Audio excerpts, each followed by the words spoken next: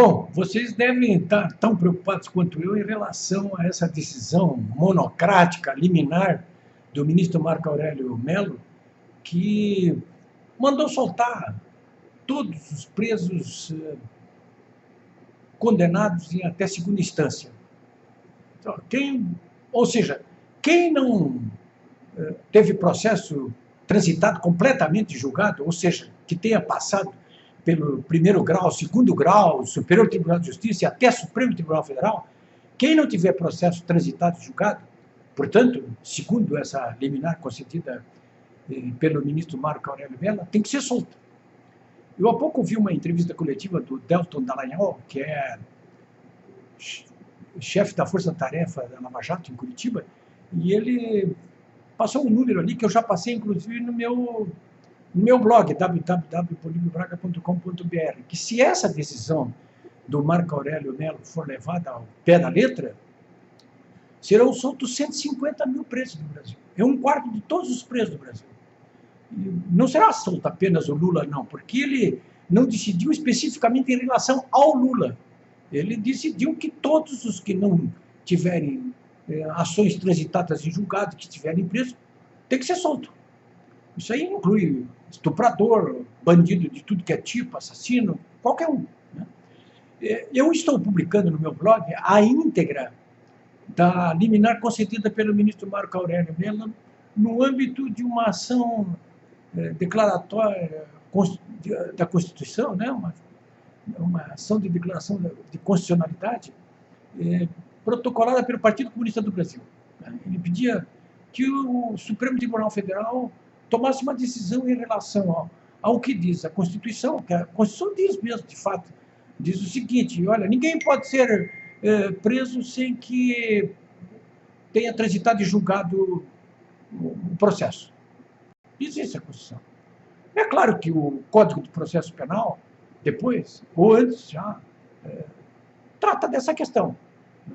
E a própria jurisprudência do Supremo Tribunal Federal em relação a esse caso da prisão em segundo grau também trata dessa questão. No caso da jurisprudência do Supremo Tribunal Federal, que é recente, está ali muito claro.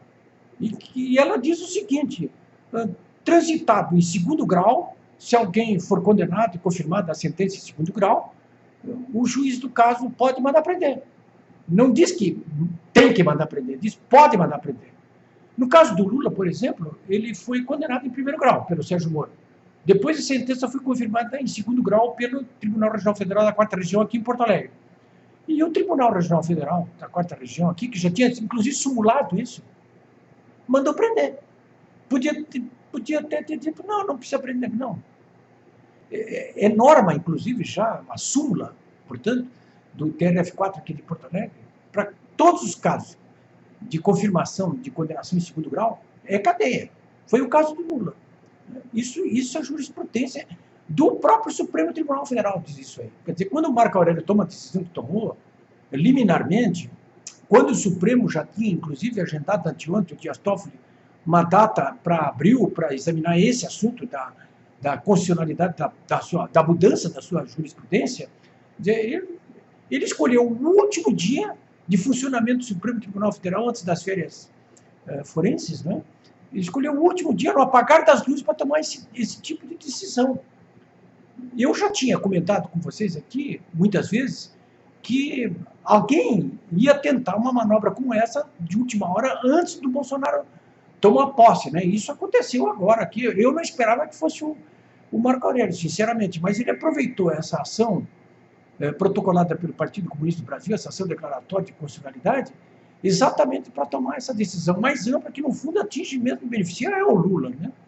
Bom, isso foi tomado agora de tarde, eu estou falando com vocês aqui, é quarta-feira, já são praticamente 17 horas, né?